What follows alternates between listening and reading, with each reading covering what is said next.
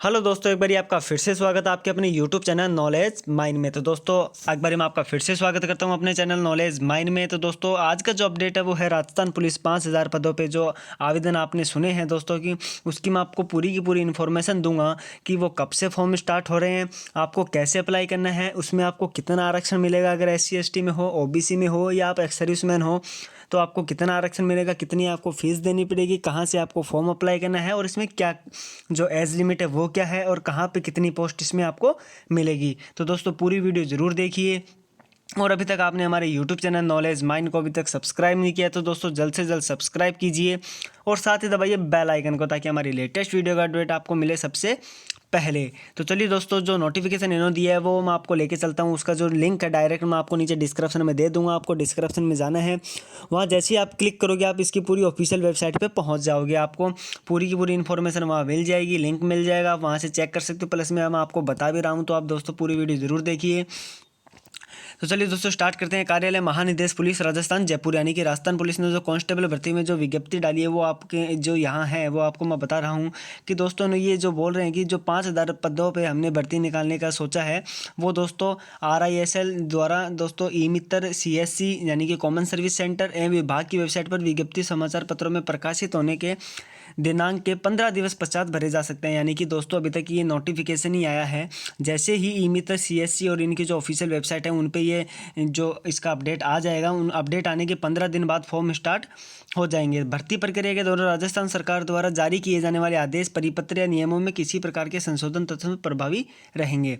अब दोस्तों बात करते हैं, अब नीचे चलना है दोस्तों, ये कुछ इंपॉर्टेंट चीज़ें हैं जो आप पढ़ सकते हैं। अब बात करते हैं दोस्तों आवेदन प्रक्रिया। तो दोस्तों अब इससे पहले मैं आपको बता देता हूँ कि आवेदन और पत्र समाचार पत्रों में प्रकाशित होने के दिनांक के 15 दिवस पश्चात से 30 दिन तक भरे जा सकते हैं। यानी कि दोस्तों जैसे ई मित्र और जो CSC कॉमन सर्विस सेंटर है जो इसकी ऑफिशियल साइट है उस पर ये प्रकाशित हो जाएगा, उनके 15 दिन बाद फॉर्म स्टार्ट हो जाएंगे और 30 दिन तक चलेंगे। तो आपको दोस्तों ध्यान रखना है, आपको लेट नहीं करना है, जितनी जल्दी हो सके फॉर्म अप्लाई करना है, क्योंकि साइट भी नहीं चल सकती है। अब बात करते हैं आवेदन प्रक्रिया की। तो दोस्तों भर्ती हेतु आवेदन पत्र ऑनलाइन एप्लीकेशन फॉर्म लिए जाएंगे। इस हेतु आवेदन को SSO ID उपलब्ध होनी चाहिए। यानी कि दोस्तों ये ऑफलाइन फॉर्म नहीं है, ऑनलाइन है और आपके पास SSO ID होनी चाहिए। अगर आपके पास SSO ID नहीं है दोस्तों तो आप sso.rajasthan.gov.in पर SSO ID बना सकते हैं। तो SSO ID ई मित्र कियोस्क या जन सुविधा केंद्र पर भी निःशुल्क बनवाई जा सकती है। यह SSO ID आवेदन को ऑनलाइन आवेदन करते समय ई मित्र कियोस्क या जन सुविधा केंद्र को उपलब्ध कराना होगा। यानी कि जब आप फॉर्म फिलअप करोगे तो दोस्तों ये SSO ID आपको ई मित्र धारक या फिर CSC धारक को आपको बतानी होगी।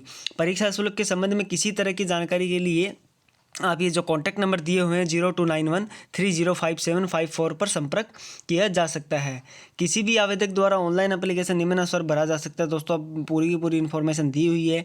आपको फॉर्म करना है, जो स्थिति में परीक्षा शुल्क वो आप नेट बैंकिंग या डेबिट कार्ड से आप जो कटवा सकते हैं राजस्थान सरकार के जो, लेकिन आप जब ई मित्र से फॉर्म अप्लाई करोगे तो वो जो चालान है वो ई मित्र से ही कटेगा। आवेदन भरने एवं परीक्षा शुल्क जमा करवाने हेतु 30 प्लस GST संबंधित ई मित्र कियोस्क को सेवा शुल्क के रूप में दे होंगे। यानी कि 30 रुपये प्लस GST और जो ई मित्र धारक आपसे पैसे लेंगे वो आपको राशि उनको देनी होगी। हाथ में भरे गए आवेदन पत्र हार्ड कॉपी के रूप में किसी भी प्रकार के आवेदन पत्र विभाग द्वारा स्वीकार नहीं किया जाएगा। यानी कि आपने फॉर्म फिलअप कर लिया और जो आवेदन पत्र है वो आप अगर स्वीकार करवाना चाहोगे तो वो नहीं होगा।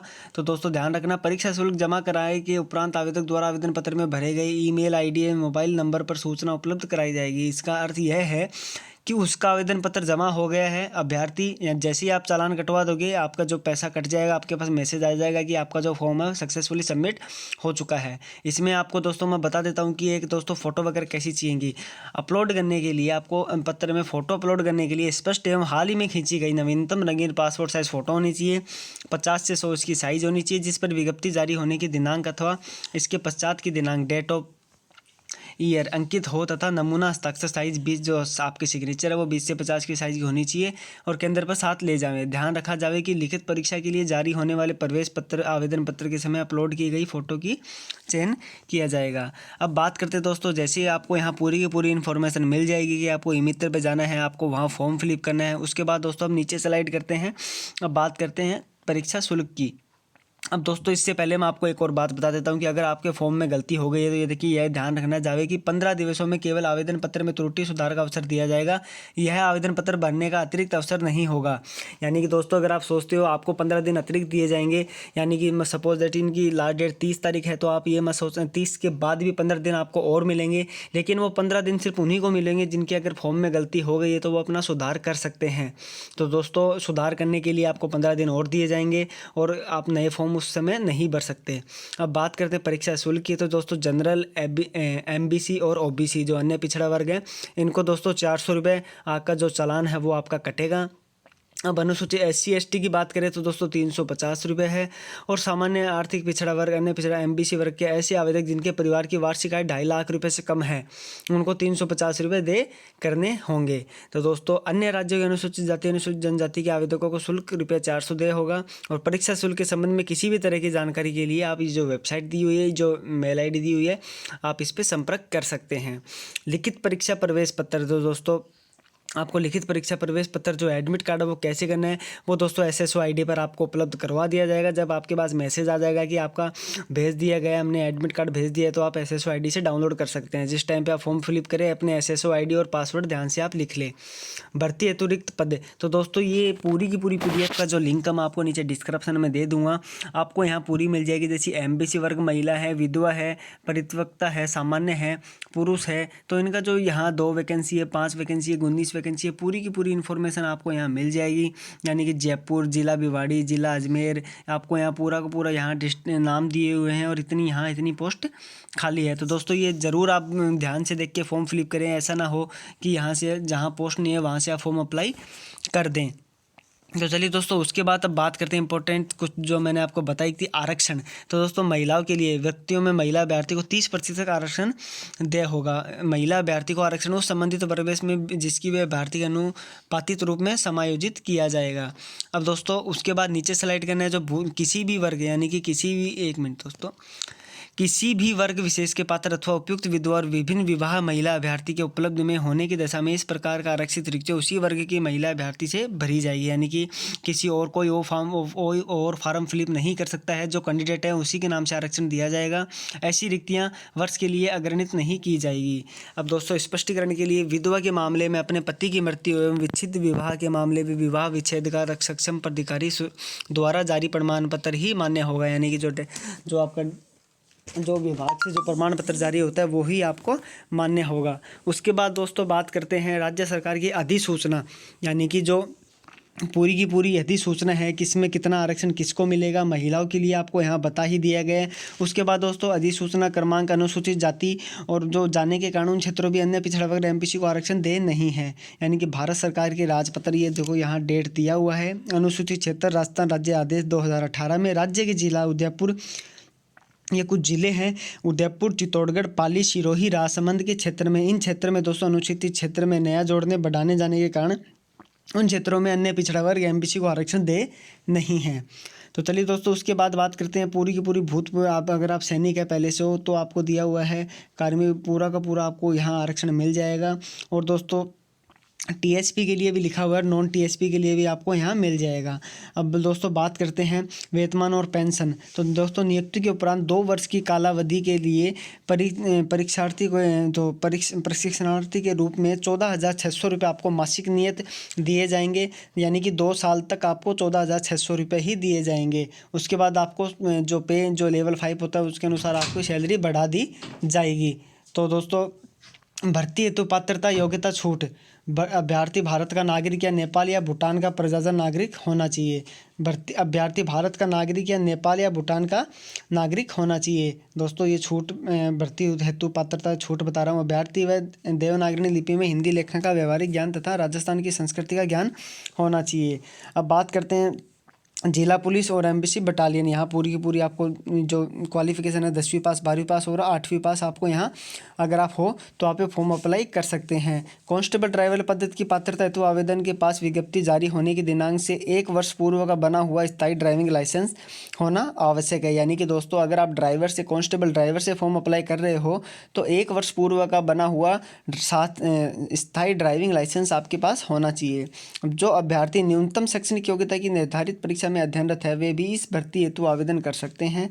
यानी कि जो परीक्षा में अध्ययनरत है वो भी इस भर्ती का आवेदन कर सकते हैं, परंतु उन्हें शारीरिक मापतौल के समय न्यूनतम शैक्षणिक योग्यता उत्तीर्ण होने का मूल प्रमाण पत्र अंक तालिका प्रस्तुत करना आवश्यक है। यदि कोई अभ्यर्थी न्यूनतम शैक्षणिक योग्यता उत्तीर्ण होने का मूल प्रमाण पत्र अंक तालिका प्रस्तुत नहीं करता है तो उसे शारीरिक मापतौल में सम्मिलित नहीं किया जाएगा। अब दोस्तों बात करते हैं आयु सीमा की। तो दोस्तों अब जैसे यहाँ ये देखिए दोस्तों, जो कांस्टेबल के जो पद हैं उनके लिए अगर आप SC ST OBC MBC और इस वर्ग में हो और आप पुरुष महिला हो, और दोस्तों तो ये देखिए 1/1/2002 के बाद की आपकी डेट ऑफ बर्थ नहीं होनी चाहिए और 2/1/1997 से पहले की आपकी डेट ऑफ बर्थ नहीं होनी चाहिए। जनरल की है, SC ST की दोस्तों 2/1/1997 और महिला है तो 2/1/1987 पहले की डेट ऑफ बर्थ आपकी नहीं होनी चाहिए। अब बाकी जो भूतपूर्व सैनिक है उनकी यहाँ दी हुई है। कांस्टेबल चालक आदेशों के लिए भी यहाँ दी हुई है। जो कांस्टेबल चालक आवेदक के लिए फॉर्म अप्लाई करेंगे, ड्राइवर के लिए फॉर्म अप्लाई करेंगे, उनकी एज भी यहाँ दी हुई है 1/1/2002 से न्यूनतम और दोस्तों अधिकतम 2/1/94 89। और दोस्तों SC ST में हो तो OBC और 89 और 84 आपकी इससे पहले की आपकी एज नहीं होनी चाहिए। शारीरिक मानदंड दोस्तों आपको यहाँ दिया हुआ है कि आपकी हाइट 168 होनी चाहिए, महिला की 152 सामान्य क्षेत्र में, और आदिवासियों के मापदंड में 160 और 145 महिला की हाइट होनी चाहिए। बिना फुलाए 81 सेंटीमीटर, फुलाने के बाद 86 सेंटीमीटर आपकी सीने की साइज़ होनी चाहिए। उसके बाद दोस्तों यहाँ की पूरी की चिकित्सक मापदंड आपकी 6/6 आँखें होनी चाहिए, कलर विजन आपको नहीं होना चाहिए। और नियुक्ति के लिए अयोग्यता दोस्तों आप यहाँ से पूरी अयोग्यता देख सकते हैं, इसका लिंक मैं आपको नीचे डिस्क्रिप्शन में दे दूंगा। अब बात करते हैं भर्ती हेतु चयन प्रक्रिया। दोस्तों लिखित परीक्षा होगी कांस्टेबल के लिए 75 और कांस्टेबल ड्राइवर के लिए 75 नंबर। शारीरिक दक्षता में आपको 15 नंबर दिए जाएंगे और कांस्टेबल चालक में 10 दिए जाएंगे। दक्षता परीक्षा लागू नहीं है कांस्टेबल सामान्य में और कांस्टेबल चालक में, इसमें 15 नंबर का जो होगा आपका। विशेष योग्यता NCC, होमगार्ड एवं पुलिस से संबंधित विषयों में डिप्लोमा प्रमाण पत्र के आधार पर आवंटित किए जाने वाले अंक 10 तो कांस्टेबल सामान्य में और कांस्टेबल ड्राइवर में, इसमें ये लागू नहीं है। यानी कि कुल 100 अंकों का आपका जो होगा उसमें आपको 100 अच्छे नंबर लेके आने। लिखित परीक्षा आपको यहाँ दी हुई है। ये देखिए दोस्तों, कंप्यूटर का सामान्य ज्ञान 80% अंक 60% 30 अंक का होगा। सामान्य ज्ञान, सामान्य विज्ञान, सामाजिक विज्ञान 35% आएंगे, 17.5 आपको अंक लाने हैं। इसमें महिला एवं बच्चों के प्रति अपराध एवं उनके संबंधित कानूनी प्रावधान नियमों की जानकारी % 10 और अंक जो आपको 5 मिलेंगे। राजस्थान के इतिहास, संस्कृति, कला, भूगोल, राजनीति 45% आएंगे, 22.5 आपको नंबर दिए जाएंगे। कुल 150 का पेपर होगा, 150% आएंगे, 75 नंबर अंक आपको उसमें मिलेंगे। तो दोस्तों इस प्रकार से जो टाइप जो इसमें एक और बता दूँ कि लिखित परीक्षा के प्रश्न पत्र में उत्तीर्ण होने के लिए सामान्य आर्थिक पिछड़ा वर्ग, अन्य पिछड़ा वर्ग व अति पिछड़ा वर्ग के अभ्यर्थी को कुल 40% प्राप्तांक, अनुसूचित जाति व अनुसूचित जनजाति वर्ग के अभ्यर्थी को कुल 36% प्राप्तांक समग्र रूप में लाना अनिवार्य है। यानी कि अगर आप OBC में हो तो आपको 40 और SC ST में हो तो आपको 36 नंबर आपको ओनली लेके आने हैं। तो दोस्तों आपको यहाँ पूरी की पूरी और इन्फॉर्मेशन मिल जाएगी। आप जैसे नीचे स्लाइड करोगे आपको समय भी मिल जाएगा टेस्ट का पूरा शारीरिक मापतोल। तो दोस्तों आपको जैसे ही आप पूरा अपडेट कर ले उसके बाद ही पूरी की पूरी साइट का जो PDF है वो देख ले, उसके बाद ही फॉर्म फिलअप करें और आपके पास जैसे ही ये फॉर्म स्टार्ट हो जाएंगे हम आपको अपडेट कर देंगे। इसके लिए आप हमारे YouTube चैनल नॉलेज माइन को सब्सक्राइब कीजिए। अगर वीडियो अच्छी लगी हो तो लाइक कीजिए। किसी प्रकार की प्रॉब्लम है तो कमेंट बॉक्स में कमेंट कीजिए। मिलते हैं दोस्तों नेक्स्ट वीडियो में एक नए अपडेट के साथ। धन्यवाद।